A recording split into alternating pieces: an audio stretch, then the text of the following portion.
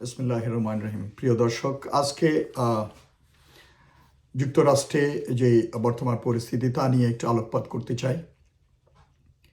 বর্তমান সময়ে যুক্তরাষ্ট্রে যে পরিস্থিতি তৈরি হয়েছে তা কেবল অভিবাসন আইন প্রয়োগের প্রশ্ন নয়, এটি ক্রমেই রাষ্ট্র ক্ষমতার সীমা, সাংবিধানিক অধিকার এবং নাগরিক নিরাপত্তা, এই তিনটির মধ্যকার ভারসাম্য নিয়ে একটি গভীর জাতীয় সংকটের রূপ নিচ্ছে।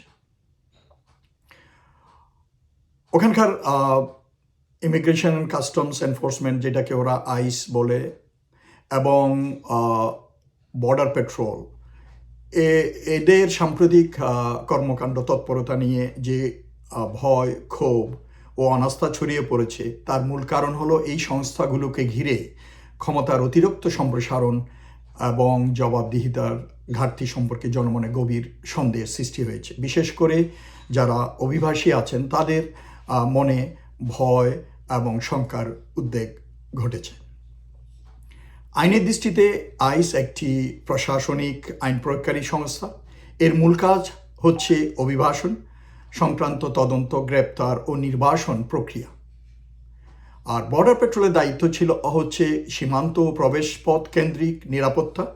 কিন্তু সময়ের সঙ্গে সঙ্গে 100 মাইল জোন অথবা 100 মাইল জোনের মতো ব্যাখ্যার মাধ্যমে বর্ডার পেট্রোলের কার্যপরিধি দেশের অভ্যন্তরে ব্যাপকভাবে প্রসারিত হয়েছে।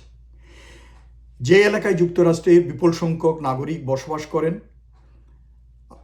সেখানে এই ঘটনাগুলো ঘটছে।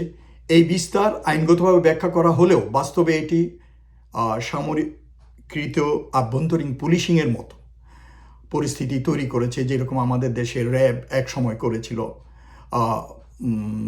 সরকারি মদত পেয়ে আইন কানুনের তোয়াক্কা না করে ওভার স্টেপিং করেছিল অনেক ক্ষেত্রে। যেই কর্মকাণ্ডগুলো সংবিধানের মূল চেতনার সংঘর্ষে সাংঘর্ষিক বলে অনেক আইন বিশেষজ্ঞ মনে করছেন। সাম্প্রতিক ঘটনাগুলো ও অভিযানগুলো জনভীতিকে বহুগুণ বাড়িয়ে দিয়েছে।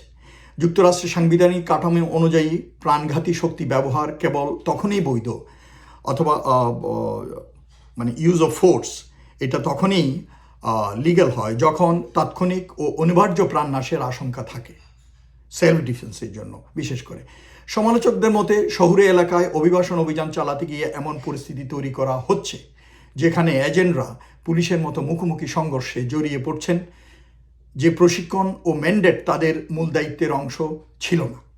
এর ফলে ভুল সিদ্ধান্ত, অতিরিক্ত বল প্রয়োগ এবং নিরীহ মানুষের প্রাণহানির ঝুঁকি বেড়ে যাচ্ছে।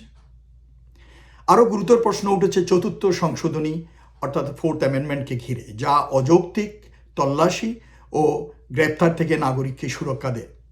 বিভিন্ন এলাকায় বাড়িঘর তল্লাশি, কর্মস্থলে হানা, স্কুল ও আশেপাশে উপস্থিতি, এসব ঘটনা আইনগতভাবে বৈধ হলেও তার প্রয়োগ পদ্ধতি যদি ভয়ভীতি, বল প্রয়োগ ও অনিশ্চয়তা সৃষ্টি করে তাহলে কার্যত সাংবিধানিক অধিকারকে ক্ষুণ্ণ করে, নাগরিক অধিকারকে ক্ষুণ্ণ করে। আইনের অক্ষর মানা হলেও আইনের আত্মা যদি লঙ্ঘিত হয় সেটি এখন মূল বিতর্ক। বিশেষ উদ্বেগের জায়গাগুলো হলো স্কুল, হাসপাতাল ও উপাসনালয় সংক্রান্ত নীতি। দীর্ঘদিন ধরে এইসব স্থানকে স্পর্শকাতর স্থান হিসাবে গণ্য করা হতো, যেখানে অভিযান সীমিত থাকত। এই নীতির শিথিলতা বা বাস্তব প্রয়োগে অস্পষ্টতা তৈরি হওয়ায় অভিভাবকরা সন্তানদের স্কুলে পাঠাতে ভয় পাচ্ছেন, শিক্ষক ও প্রশাসকরা আতঙ্কিত হচ্ছেন। এটি শুধু অভিবাসন ইস্যু নয়, এটি শিক্ষা, মানসিক স্বাস্থ্য এবং সামাজিক স্থিতিশীলতার উপর সরাসরি আঘাত। সবচেয়ে বড় সমস্যা হলো জবাবদিহি ও স্বচ্ছতার অভাব। ফেডারেল এজেন্টরা প্রায়শই কোয়ালিফাইড ইমিউনিটি এর সুরক্ষা পান, অর্থাৎ সীমিত ইমিউনিটি, এই একটা আইনের অধীনে সুরক্ষা পায় বরাবরই, যার ফলে তাদের বিরুদ্ধে আইনি ব্যবস্থা নেওয়া কঠিন হয়ে পড়ে। তদন্তগুলো অনেক সময় আভ্যন্তরীণ থাকে, দীর্ঘসূত্রিতা দেখা দেয়, আর জনসমক্ষে তথ্য প্রকাশ করা হয় না বা সীমিত থাকে। এর ফলে নাগরিকদের মনে ধারণা তৈরি হয় রাষ্ট্র নিজেই নিজের বিচারক হয়ে উঠেছে। গণতন্ত্রে এটি অত্যন্ত বিপজ্জনক একটি প্রবণতা। এখানে রাজনৈতিক পরিবেশও গুরুত্বপূর্ণ ভূমিকা রাখছে। রাষ্ট্রীয় নেতৃত্বের ভাষা ও অগ্রাধিকার মাঠ পর্যায়ের আচরণকে প্রভাবিত করে। যখন কঠোরতা, সংখ্যাগত সাফল্য এবং বা অসীম ক্ষমতা এর বার্তা জোরালো হয়, তখন তা আইন প্রয়োগকারীদের কাছে নীরব অনুমোদন হিসেবে ধরা পড়তে পারে। এতে আইনের সীমা ঠেলে দেওয়ার প্রবণতা বাড়ে, যার মূল্য দেয় সাধারণ মানুষ। এই পরিস্থিতির সামাজিক প্রভাব গভীর ও দীর্ঘস্থায়ী। ভয় শুধু অনিবন্ধিত অর্থাৎ আনরেজিস্টার্ড ইমিগ্রেন্ট বা ইলিগেল রেজিস্টারদের মধ্যে সীমাবদ্ধ থাকে না। নাগরিকরাও প্রশ্ন করতে শুরু করেন, আইন কি সবার জন্য সমান? পুলিশ ও রাষ্ট্রীয় সংস্থার সঙ্গে সহযোগিতা কমে যায়, সমাজে বিভাজন বাড়ে, শিশুদের মধ্যে মানসিক আঘাত ও অনিশ্চয়তা স্থায়ী হয়। ইতিহাস দেখিয়েছে, ভয়ভিত্তিক শাসন সমাজকে নিরাপদ করে না, বরং দুর্বল করে দেয় দিনে দিনে। আইন ও নীতির দৃষ্টিতে যুক্তরাষ্ট্র এখন একটি মৌলিক প্রশ্নের মুখোমুখি।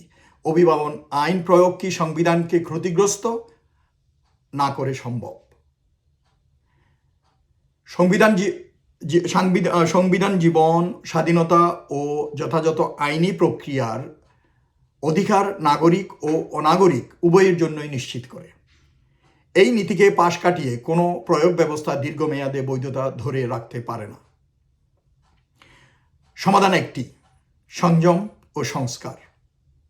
সেন্সিটিভ লোকেশনস বা স্পর্শকাতর স্থানের সুরক্ষা পুনর্বহাল এবং অভিবাসন প্রয়োগকে সামরিকরণ থেকে দূরে রাখা, এক্সেসিভ ফোর্স নাগরিকদের উপর ইউজ না করা, এইসব পদক্ষেপ অত্যন্ত জরুরি।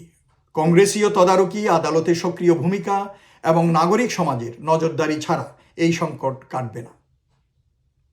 যুক্তরাষ্ট্রের শক্তি তার ক্ষমতায় নয়, ক্ষমতার উপর নিয়ন্ত্রণে। যখন নাগরিকরা নিজেদের সরকারের কাছে ভীত বোধ করেন, তখন রাষ্ট্র তার নৈতিক ভিত্তি হারাতে শুরু করে। অভিবাসন আইন প্রয়োগ প্রয়োজন, কিন্তু তা হতে হবে সংবিধানের আলোকে, মানবিকতা ও জবাবদিহির সঙ্গে। অন্যথায় এর ক্ষতি শুধু অভিবাসীদের নয়, পুরো যুক্তরাষ্ট্রের সমাজকেই দীর্ঘদিন বয়ে বেড়াতে হবে। ধন্যবাদ।